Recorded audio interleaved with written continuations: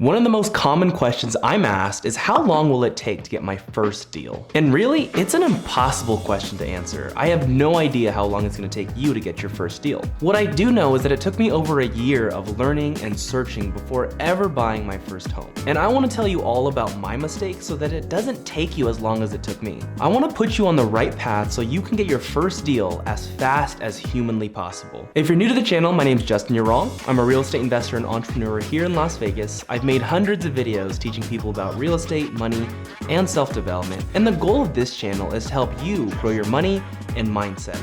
Also, if you don't already, follow me on Instagram at Justin Yaron. Here's what I did wrong. I made 3 main mistakes, and the first mistake is this. Number 1, I was way too conservative with my number crunching. And I'm not here to tell you that being conservative is a bad thing. I think it's a great thing. But there's a certain point that if you're too conservative, you will never actually pull the trigger and buy your first home. Let me tell you a story about how I lost out on a deal on the MLS because I was too conservative. When I was just getting started in real estate and I was making consistent offers on the MLS for the first time ever, I was trying to get a home run deal. I wanted my first deal to be my best deal ever. And I'm not saying that there are no home run deals out there, because I know they are. But what I am saying is that if this is your first deal and you only want to pull the trigger on what you call a home run deal and make a massive profit, I think you're making a huge mistake. Real estate investing is a long game and you have to invest for the long term. If you stick with it as a real estate investor, you're gonna get a lot of decent deals, and eventually you will run into a couple home run deals here and there. And the home run deals are the ones with the massive profits.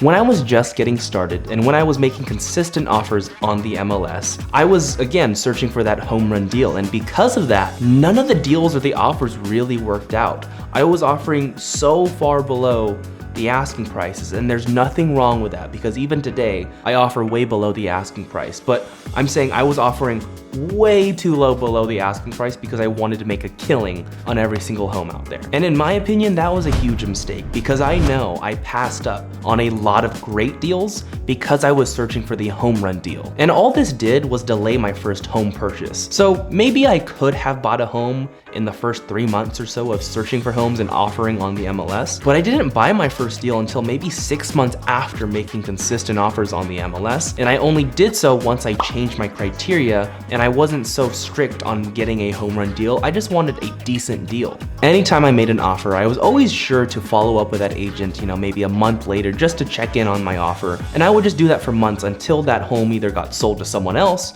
or they came back to me. And what I found when I was being so conservative with my number crunching, none of these deals worked out. And what I also found out was that I lost out on a lot of deals to other investors in the area because they were buying these homes at prices that I knew I should have been comfortable paying because they were amazing deals at the price points they were paying. But because I was offering so far below those other investors, I never really won a deal over them. To give you a real example of this, there was this home that was listed asking price of $200,000 in my market. On my max offer calculator, so my deal calculator, what I really could have paid for that property was around maybe $120,000. But I ended up offering like $80,000 on it, and then I found out later that another investor bought it for $120,000. A price that I knew I was comfortable paying, but I didn't offer on that price because I just wasn't comfortable and I wanted to get a home run deal. And so because of this, as you can see, I'm losing out on these great deals because I was trying to get such a big deal on my first one. The lesson I want you to take from this is that you don't have to get these massive deals at the beginning.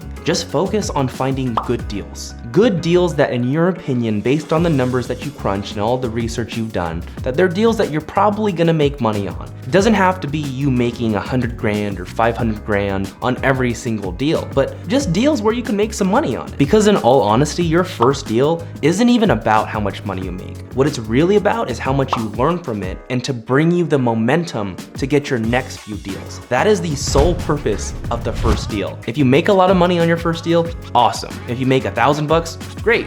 If you break even, cool. If you lose money, who cares? It's your first deal, it's experience. It's about gaining the experience to bring you the momentum to move forward for the other deals. Any successful person in business will tell you that success often comes from a lot of failure, so you have to fail forward. The second mistake I made was that I did not offer on every home I came across. When I was just starting out and making offers on the MLS, I don't really know why I did this, but I didn't offer on every single property I came across. I just offered on a couple, and I really think I offered on the homes where I was kind of closer on the asking price versus my price, because I felt very awkward offering 100 grand below what they were asking for the home. It terrified me, to be honest. And honestly, I should have been offering on every single home I came across. That was generally the criteria I was looking for. And at the time, I was looking for a single family home in Fresno. That's it, just at a discount. Single family home, Fresno, California, at a discount, and I should have been offering on every single one of those I came across. Because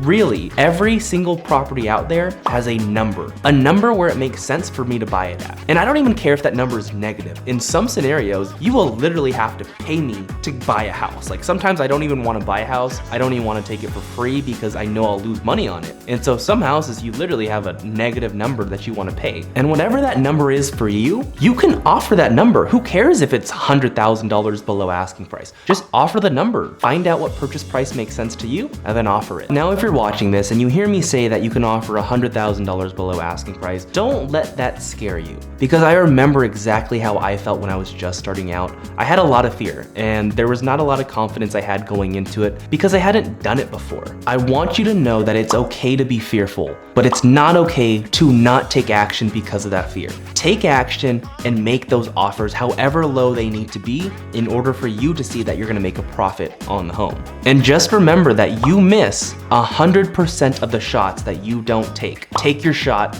make the offers. And I promise you, as you make a lot of offers, you will get so much more comfortable offering whatever price you need to be at. I don't care if it's $200,000 below asking price. You're gonna get comfortable as you do it and with repetition. Because for me, 3 years ago, I was terrified of making these lowball offers because I didn't want to offend the seller or the agent. I didn't want to offend anyone. I really cared about what other people thought of me and my own image at the time, but now I won't even blink an eye to offer so far below the asking price. I have no care in the world about offending any agent, any seller, because I've done it so many times, so I become oblivious to it. You're gonna get the same way if you put in the work and make these offers, so make the offers. Please don't make the same mistake I did and not offer on every single home out there. Offer on everything. Find the number that you need to be at and then offer it. I want you to know that real estate investing, or any business for that matter, is a numbers game. It's about volume. The more offers you make, the more deals you will get. It's just a fact. The third mistake I made was not taking enough action. I literally spent a year of my life going to YouTube to learn about real estate investing, listening to podcasts, going on forums, doing all that stuff to learn with minimal to no action.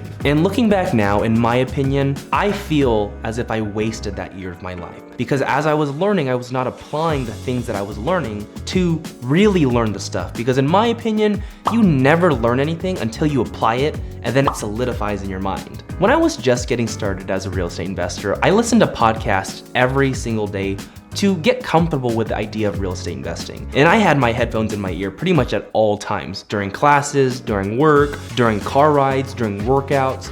Every waking moment I had, I was listening to podcasts about real estate investing because I wanted to learn about it and I was just obsessed with the topic. And the coolest thing about listening to those podcasts was that I heard so many different stories about these ordinary people doing extraordinary things with real estate investing. And they were all saying how great it was, but how hard of the work it was. And it sort of became my community. At the time, I didn't really have a community that I knew of that were big real estate investors. Like my friends didn't do real estate investing, my family weren't real estate investors. I didn't really have people to go to. At the beginning, I reached out to a lot of friends and just asked, hey, is your mom in real estate? Is your dad in real estate? Can I talk to anyone? And that's kind of how I got started networking at the beginning. I just asked a lot of people who would want to network with me, and I just bought people coffees or lunches just to learn more about the investing and just to get myself comfortable with it. But my real community, it was the people on those podcasts, because it made real estate investing seem so achievable and so ordinary that I could do it too. Because if I was just talking to all my friends at the time,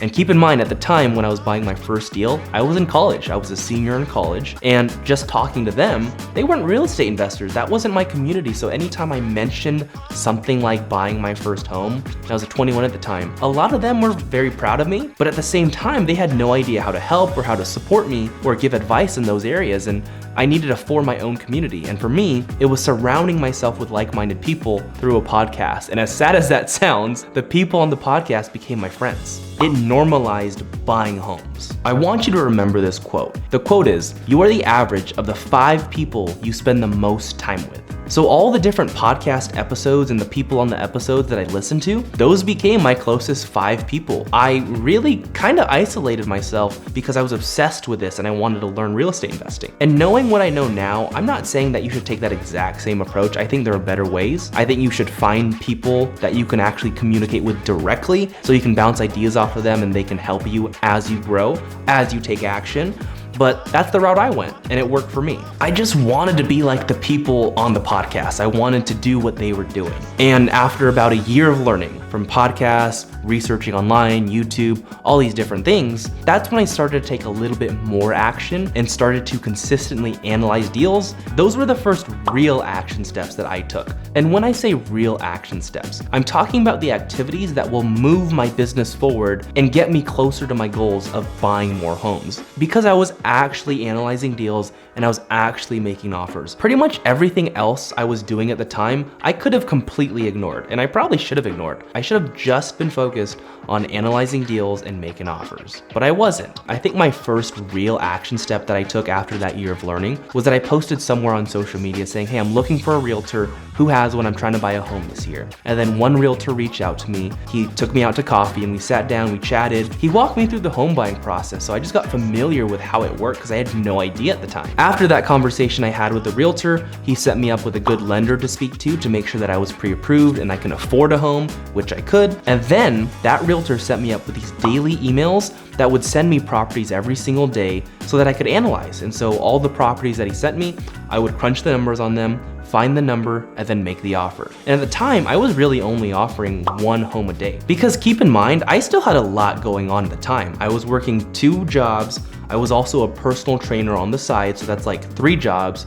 I was a full-time college student, and I was running my scholarship organization at the business school at the time. So don't think you need to take this massive action to get your first deal, because I was only making an offer a day, and I still got my first deal eventually. And the reason why I'm telling you this story is because I want you to realize that it took me a year and a half, that's 18 months, to get my very first deal. That was a year of learning and then 6 months of real action taking. It could have been so much faster than that, but it wasn't because I wasn't actually taking action as I was learning. And I need you to take action as you learn. So watch this video and then do the things that I'm saying. I'm a huge fan of learning, but if you're just learning for the sake of learning, you're wasting your time. If you want to learn something, apply the things that you learn. That's how you're gonna make progress. Also, if you wanna grow your real estate business, whether you're brand new or if you already have deals under your belt, DM me the word coach on Instagram at JustinYou'reWrong. I'll see you at the next one.